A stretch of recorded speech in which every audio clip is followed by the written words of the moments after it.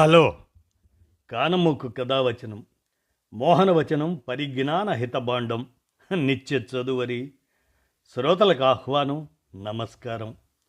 చదవదగునెవరు రాసిన తదుపరి చదివిన వెంటనే మరువక పలువురికి వినిపింపబూనిన అది ఏ పరిజ్ఞాన హితబాండమౌపో మహిళ మోహనవచనమై విరాజిల్లు.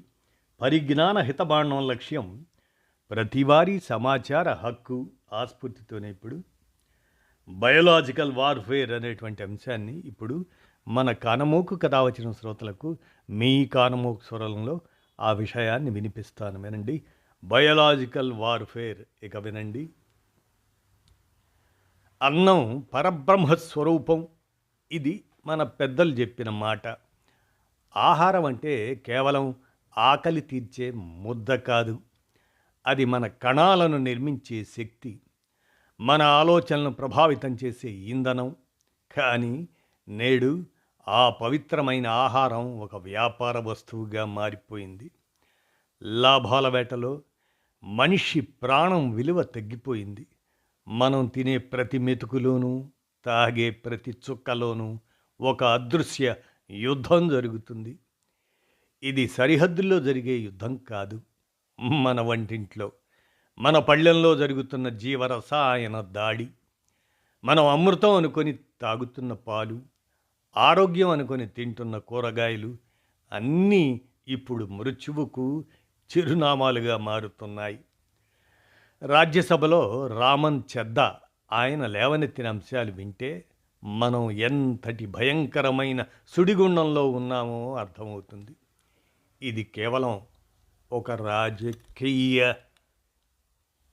ప్రసంగం కాదు, ఇది మన మనుగడకు సంబంధించిన హెచ్చరిక. మనం తాగే పాలు పాలు కాదు, అది సింథటిక్ ద్రావణం. మనం తెల్లగా ఉండే ప్రతిదీ పాలు అనుకుంటున్నాం, కానీ మార్కెట్లో దొరికే సగానికి పైగా పాలు పశువుల పొదుగు నుంచి వచ్చినవి కావు, అవి ఫ్యాక్టరీల్లో తయారవుతున్నాయి. పాలలో ప్రోటీన్ విలువను, నైట్రోజన్ కంటెంట్, ఆ విలువను కృత్రిమంగా పెంచడానికి యూరియా కలుపుతున్నారు. ఇది నేరుగా కిడ్నీలను నిర్వీర్యం చేస్తుంది. పాలు చిక్కగా కనిపించడానికి, నురుగు రావడానికి డిటర్జెంట్ పొడిని వాడుతున్నారు. ఆ పాలు తాగినప్పుడు మన పేగుల్లో ఉండే సున్నితమైన పొరలు కాలిపోతాయి.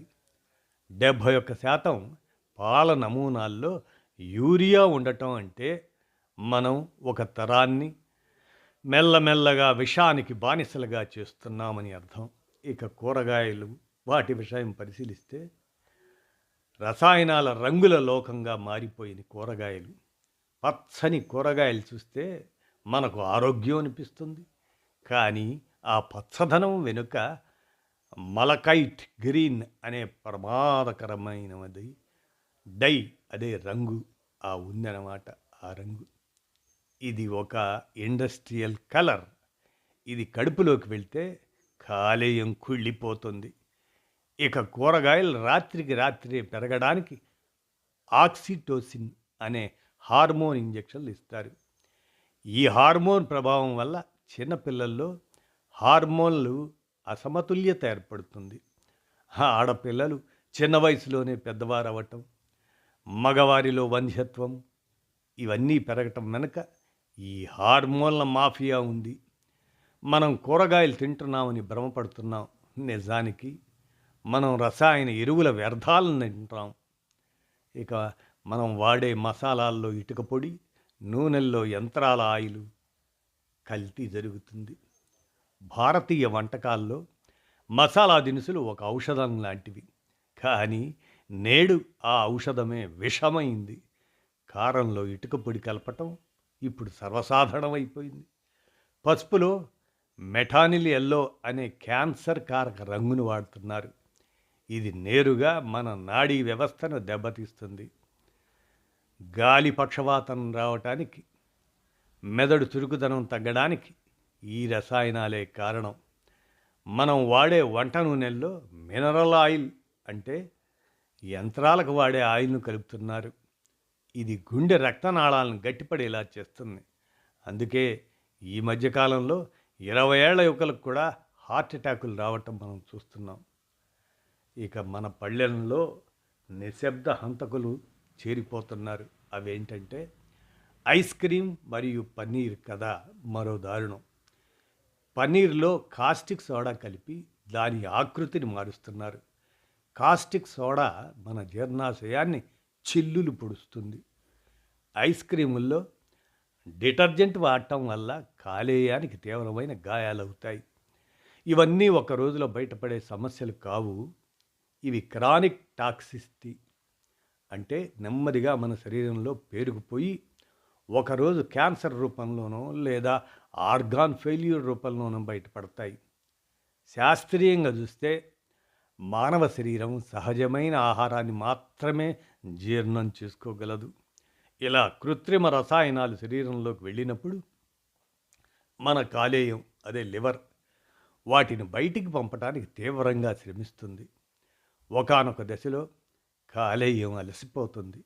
అప్పుడు ఆ విష పదార్థాలు రక్తంలో కలిసి కణాల లోపలికి వెళ్తాయి. ఇది డిఎన్ఏ నిర్మాణాన్ని కూడా మార్చేస్తుంది. అంటే మనం తింటున్న కల్తీ ఆహారం మనతో పాటు మన రాబోయే తరాల జన్యువులను కూడా నాశనం చేస్తుంది. ఇది ఒక రకమైన బయోలాజికల్ వార్ఫేర్ అన్నమాట. ఎఫ్ఎస్ఎస్ఏఐ ఇటువంటి సంస్థలు ఏం చేస్తున్నాయి అన్నది ఇక్కడ పెద్ద ప్రశ్న. కేవలం పండుగల సమయంలో తనిఖీలు చేయటం వల్ల ప్రయోజనం లేదు. ప్రతి ఊరిలోనూ ఆహార పరీక్షా కేంద్రాలు ఉండాలి. కల్తీ చేసేవారికి ఉరిశిక్ష కంటే తక్కువ కాకుండా శిక్షలు పడాలి. ఎందుకంటే వాడు ఒక వ్యక్తిని చంపడం లేదు, ఒక సమాజం యొక్క ఆరోగ్యాన్ని దోచుకుంటున్నాడు. విదేశాల్లో నిషేధించిన పెస్టిసైడ్స్ మన మార్కెట్లో ఎందుకు రాజ్యమేలుతున్నాయి? బహుళజాతి కంపెనీల లాభంలా కోసం మన ప్రజల ప్రాణాలను పడంగా పెడుతున్నామా? మనం మేల్కోవాల్సిన సమయం ఇది. ప్యాక్ చేసిన వస్తువుల మీద ఉండే చిన్న అక్షరాలను చదవటం అలవాటు చేసుకోవాలి. ఆహార పదార్థాల వెనుక ఉండే రసాయనాల పేర్లను గమనించాలి. వీలైనంత వరకు ఆర్గానిక్ ఆహారానికి ప్రాధాన్యత ఇవ్వాలి. ఖరీదైన ఫోన్ల మీద పెట్టే ఖర్చులో కొంత భాగం నాణ్యమైన ఆహారం మీద పెట్టాలి. వంటింటిని మళ్ళీ ఔషధశాలగా మార్చుకోవాలి. రంగు రుచి కంటే అది ఎంత సహజమైనది అన్నది ముఖ్యం. రాఘవ్ చద్దా గారు పార్లమెంట్లో లేవనెత్తిన ఈ అంశం ప్రతి ఇంట్లో చర్చ జరగాలి. ఇది రాజకీయాలకు అతీతమైన సమస్య. ఇది మన పిల్లల భవిష్యత్తుకు సంబంధించిన అంశం. మనం ఇప్పుడు గళం ఇప్పకపోతే రేపు మన తదుపరి తరం ఆసుపత్రి బెడ్ల మీద పుట్టి అక్కడే కన్నుమూసే ప్రమాదం ఉంది. గుర్తుంచుకోండి, మనం తినే ఆహారమే మన గమ్యాన్ని నిర్ణయిస్తుంది. ఈ సమాచారాన్ని కేవలం వినటమే వదిలేయటమే కాకుండా మీరు కొనే పాలు, కూరగాయలు, మసాలా దినుసుల విషయంలో జాగ్రత్తగా ఉండండి. ఇంట్లోనే చిన్న చిన్న పరీక్షల ద్వారా కల్తీని గుర్తించే పద్ధతులను నేర్చుకోండి. ఏదైనా అనుమానం వస్తే వెంటనే ఫిర్యాదు చేయండి. ఇది నేర్చుకోండి. ఏమైనా ఈ బయోలాజికల్ వార్ఫేర్ గురించినటువంటి అవగాహన మన శ్రోతలకు ఉండాలనే ఉద్దేశం చొప్పున ఈ అంశాన్ని మన కానమోకు కథ వచ్చిన శ్రోతలకు మీ కానమోకు స్వరంలో వినిపించాను. విన్నారుగా? ధన్యవాదాలు.